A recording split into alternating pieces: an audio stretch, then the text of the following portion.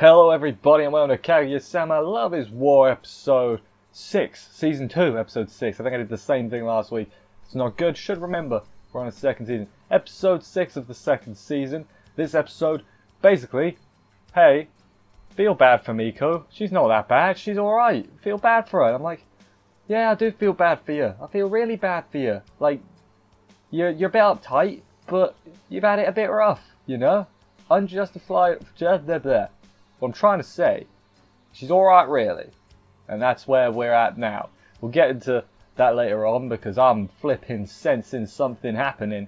And that is what my vision is.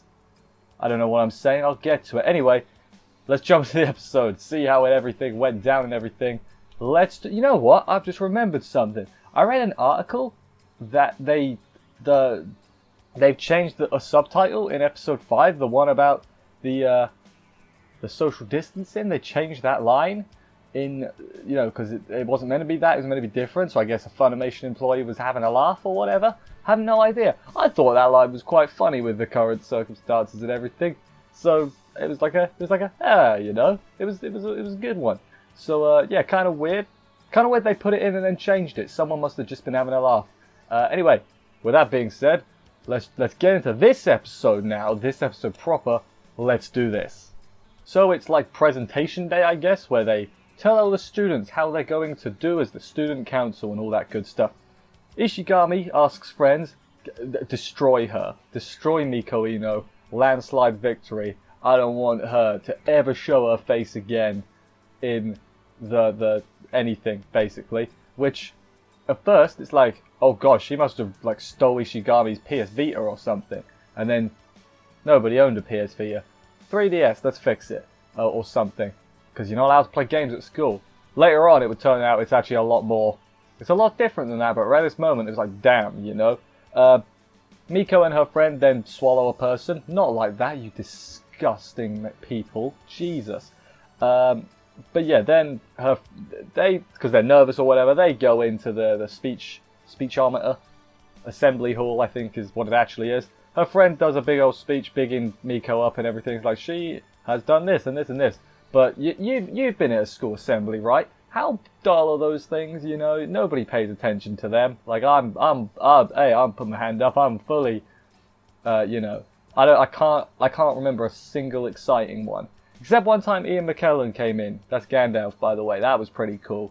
But other than that, now I can't really think of any exciting assemblies. So you can understand why everyone was conked out a little bit. I conked out many myself. So she finishes up her go and everything. It wasn't too... I mean, it's about what you'd expect from a school assembly. Kaguya goes up to big up Miyuki, and she's a flipping... This episode, she's an evil genius. That's all she is. She, like, does feedback on the mic to ensure, hey, you goddamn listen to me, right? Or you ingrates. I'm here. You listen to what I'm saying, and that works.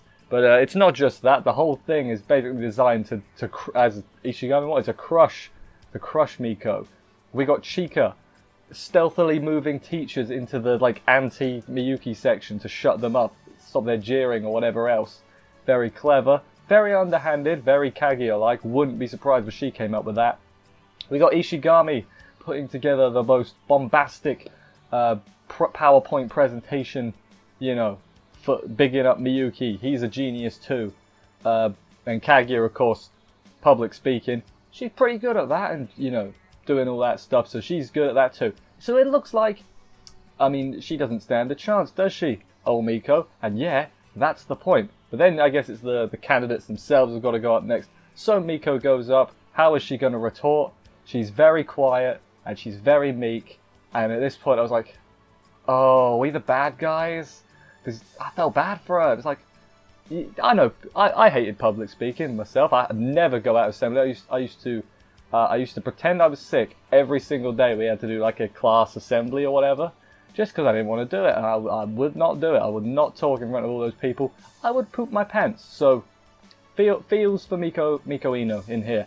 But yeah, she's very meek and quiet. Everybody laughs at her. They do a good job of explaining it. Basically, because she's so uptight regularly and, you know, she's got her morals that nobody really agrees with, seeing her like fall flat on her face basically, of course they're going to laugh at her because they don't like her. It makes sense.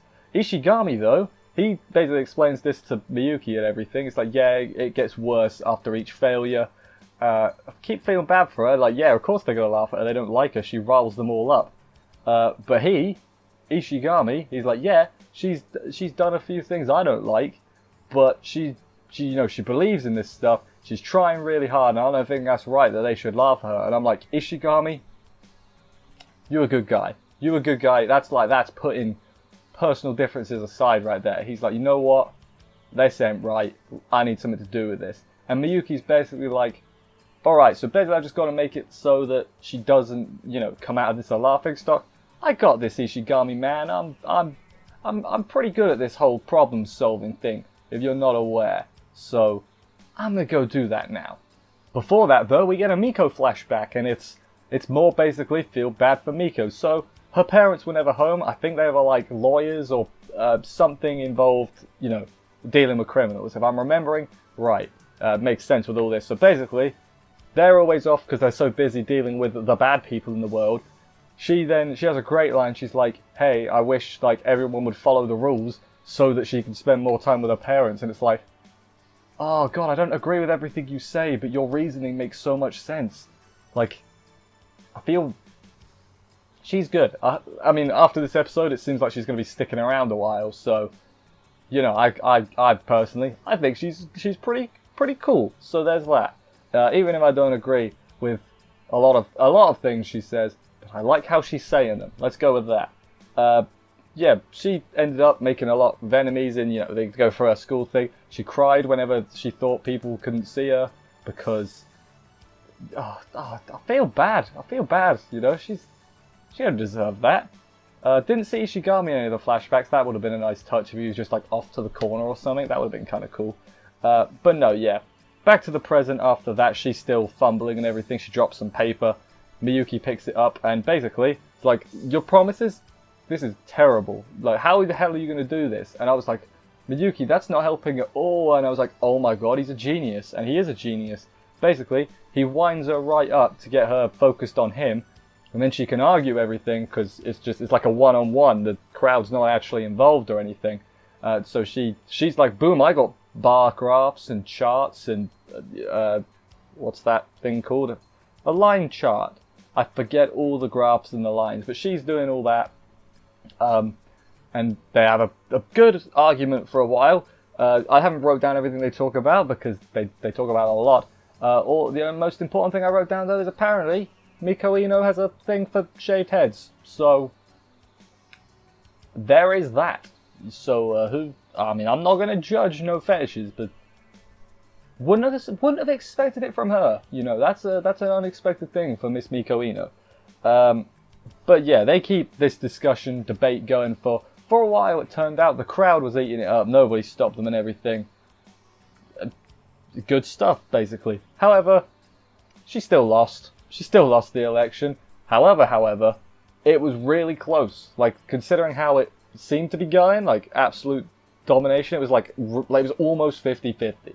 It was like 60-40. Probably not even that. It was very close. So she put up probably the closest she's come. When seeing the thing, they then get accosted by a bunch of people. They see a gang coming towards them, and it's like, ah, crap, here we go again. Miko and her friend, this is. But no, these people were actually Miko's supporters, and they were like, man, you almost had him, you next year we got this. It's only because you're up against Miyuki. You would have won otherwise. And that's impressive, considering a lot of her stuff is stuff that I personally would not agree with. A lot of very uptight stuff. But she managed to bring a lot of people around very shortly. That's what happens when you got that charisma to back it up and everything. But no, she still lost. And then, she's hanging out with her new friends, fanboys, I don't know, fangirls, what are we going to call them? And then Ishigami and Miyuki are like, we did it. Or Ishigami's like, you did it, boss. And then he's like, hey, we need an auditor. And Ishigami's like, don't do it, man. Don't do it. Catching up with the others, Kaguya gives Hayasaka a big ol' hug because of how nervous she was, because Miyuki made it way more tense than it needed to be. But that's just how it goes and everything.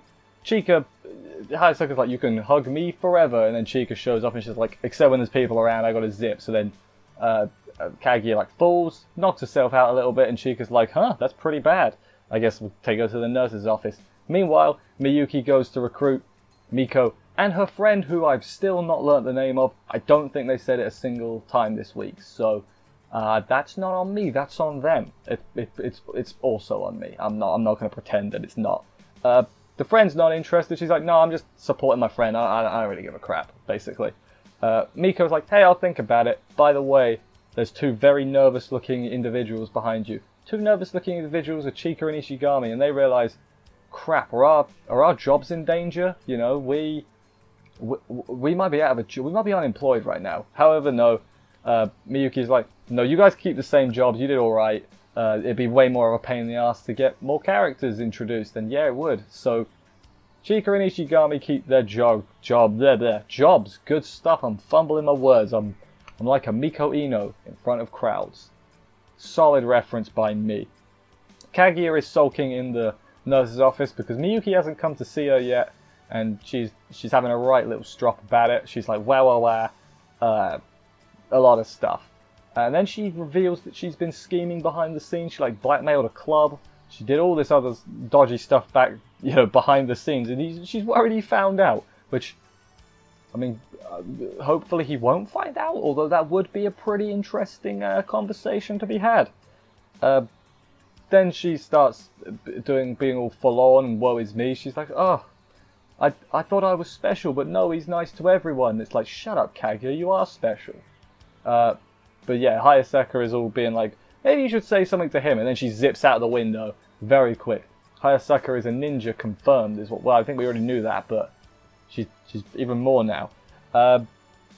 He shows up, not Ishigami, that'd be weird. Miyuki shows up after that.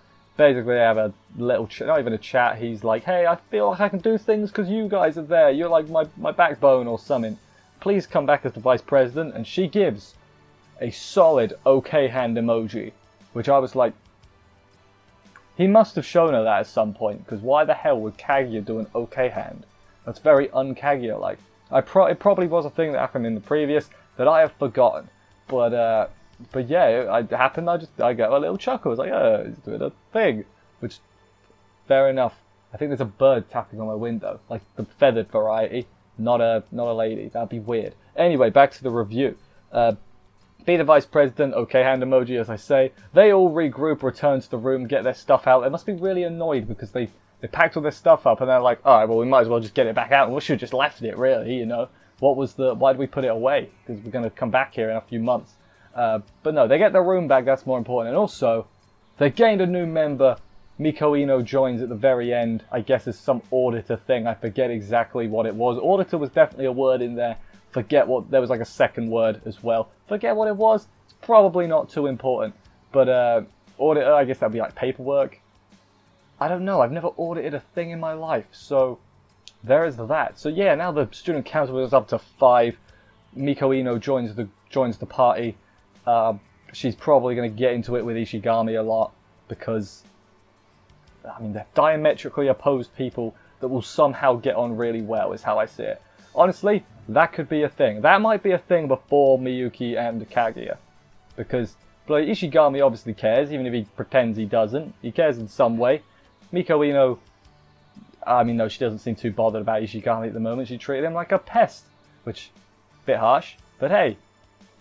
They're in the student council now. Now they'll learn that Ishigami's not a pest. And also, she can help Chika bully Ishigami. That's not a good thing. Who knows? Who knows where we're going? I have no idea. But I'm excited to find out. Also, thought we were on episode 7. This was only episode 6. We have more remaining than I thought we did. And that is a good thing. Unless I've miscounted. But I'm almost positive this is episode 6. Anyway, I'll end this here because I can't remember think of anything else to say. So let's get to the outro and all that. Thank you everybody for watching this review. I hope you enjoyed it. If you did, please consider subscribing and stuff for more reviews. That would help me out muchly. I'll see you next week for another episode of this. Take care and bye guys.